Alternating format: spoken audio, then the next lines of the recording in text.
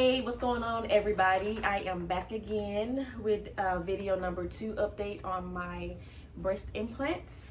I have notes, so if you're interested in what I have to say about my journey, then stay tuned.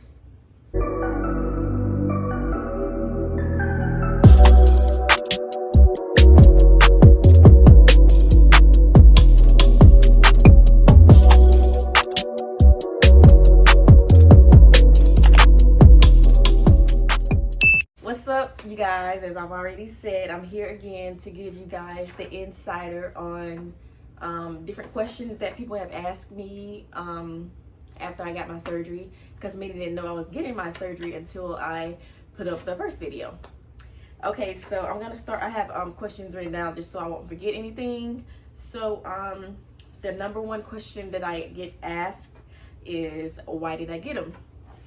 Okay, I've always wanted to get my breasts done because I never matched up. Like, even when I was at my skinniest, I've always had like a bigger bottom for me to be like, I was like 108 pounds, but you couldn't tell that I was 108 pounds from the back. Like, seriously. So as I started gaining weight, my butt started getting like huge. So when I went to like order clothes online, it comes in sets. I would try to get a small because, like, okay, my top part is a small, so maybe I can squeeze into the bottom part. No, baby, the bottom part wouldn't fit. And even sometimes with mediums, it was like that. And then the top would be way too big. So that costs a lot of money to get your clothes taken up all the time. It's cheaper to get your breasts done, you know what I'm saying? Get your breasts done. So in order for me to match up and feel comfortable and feel confident in myself, I decided to get breast implants.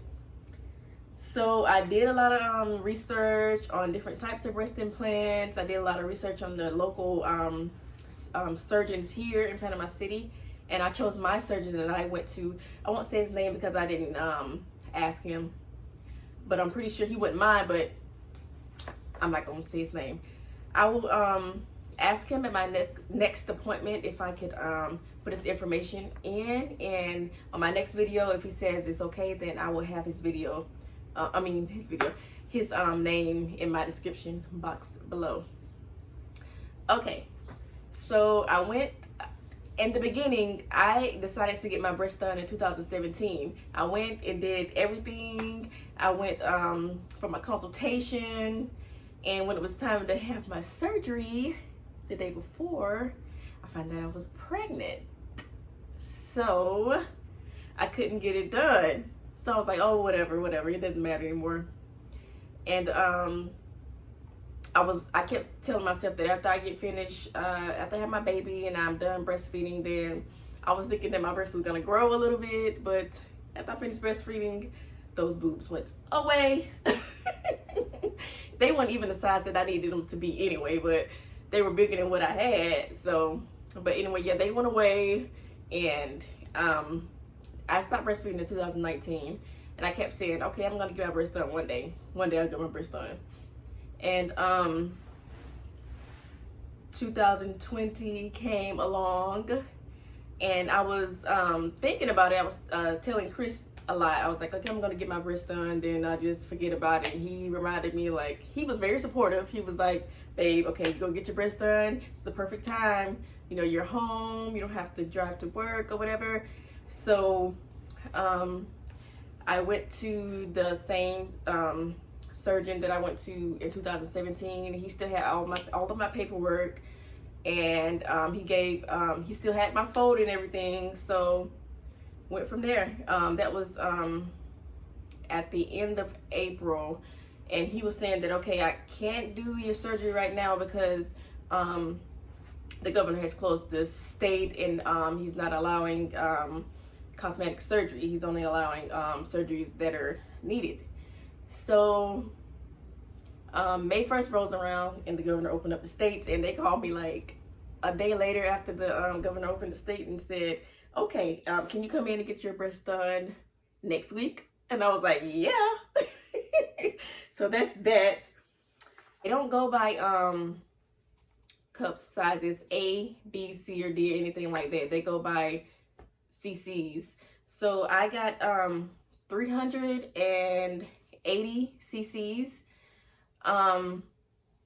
So say for instance, I think I was an A cup before. So I'm thinking by the time my breast drop, there will be like a large C, small D. But I don't know yet until they drop. It could take up to like 6 months. But I won't be able to get my first bra fitting until next month sometime. So we'll go from there. So I got 380 cc's, and whatever size that comes out to be, this what size I will be. And right now I like how they look. So I don't regret the size that he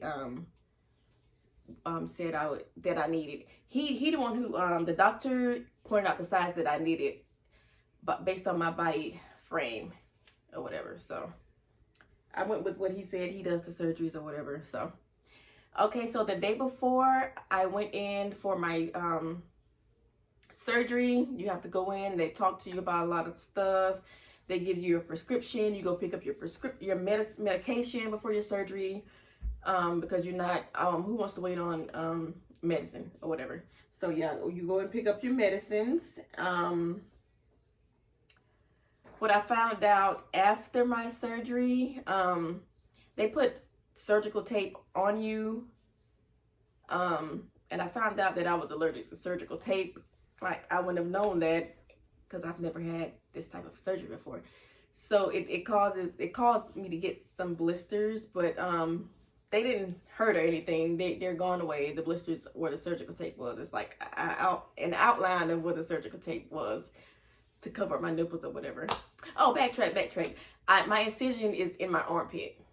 Went through the arms. So right now I can lift. I haven't shaved my armpits, so I don't want to lift my arms up too far. But I can lift my arms up pretty much.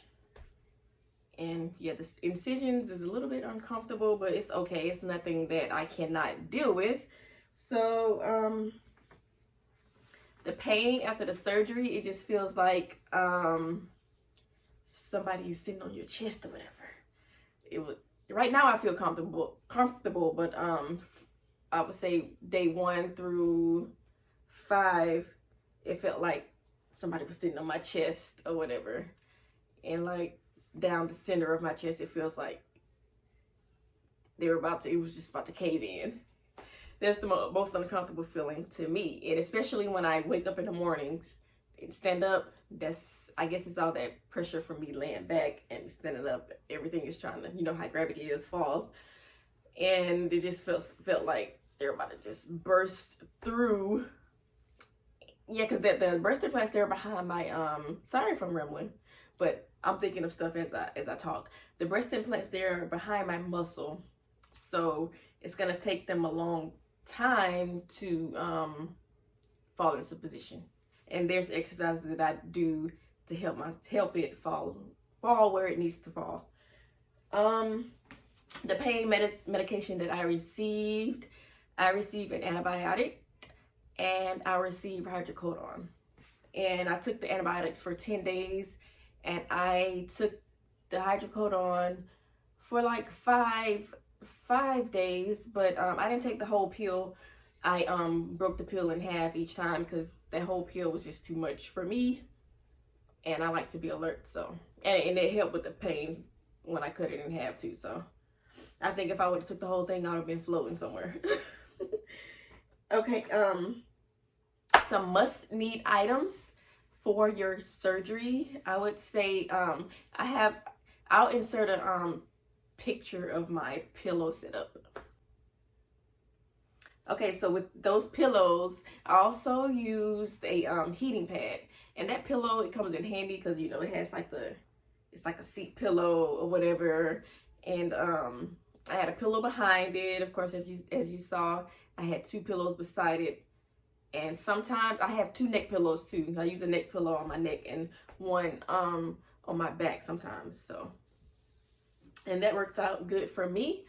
And for the first week after the surgery, first 2 weeks after the surgery, he didn't want me to wear any bras at all, just a top, so your breasts won't be constricted and they can fall into place. And now that 2 weeks is over, it's fine for me to wear a bra, but I don't wear it like all day. I'll wear a top, tight fitted top most of the time. That's what I wear. But it's kind of hard when you're going in public, because since the implants are in and my skin is stretching, my nipples, TMI, but they just stick straight out.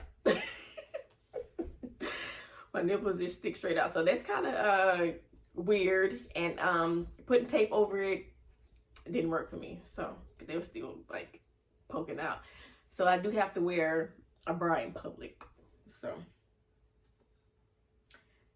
and lastly but not least, I would recommend getting a whole bunch of button up tops, so you won't have to put shirts over your head. And a lot of times I've been stepping into my shirts, the ones that are really stretchy. I can step into them and that'll be fine, but the doctors prefer you to wear a button-up shirt. And right after your surgery, they want you to have a button-up shirt as well. But I didn't take a button-up shirt. I took a hooded zip-up. That's what I wore, and he was like, "Oh, that's perfect." I think he's gonna start telling his other clients to wear those as well, the zip-up hoodies, so you won't have to stand there and button up all those buttons. So if you have any more questions, let me know. But I just wanted to make a quick video to give you guys updates on where I'm at. Now I'm gonna stand up and let you see them. See, this is how they look like. They're gonna fall some more, so we'll see once they fall. Well, thanks you guys for tuning in. Talk to you later. Okay. I forgot to insert a few pointers in here. I went back and looked at the video. I was like, dang, I left out 2 important comments that I was gonna put in here. Okay, so you will need someone to help you out for the first few days, because you're not gonna be able to do too much of anything. My husband Chris helped out a lot with me. And another thing, a must-need item that I did purchase was a step stool for when I wanted to like put food in the microwave, get things off of top shelves that I couldn't reach, because since I have the incision under my armpit, I can't reach a lot of things. You don't supposed to stretch your arms out too much, so that helped out a lot. Okay, and another thing is I forgot to mention the cost of my surgery. My surgery, they vary from state to state, city to city. My implants were $3,800, plus I had to pay for the anesthesia, which was I think it was $550. Plus I had to pay the surgery center, because my surgeon doesn't have a a place to do his surgery in his office, so a lot of local surgeons here to use the surgery center.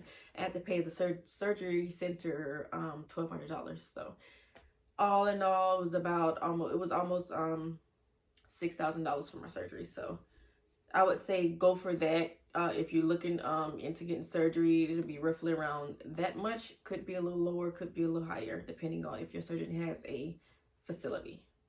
Okay, that's what part I wanted to add in.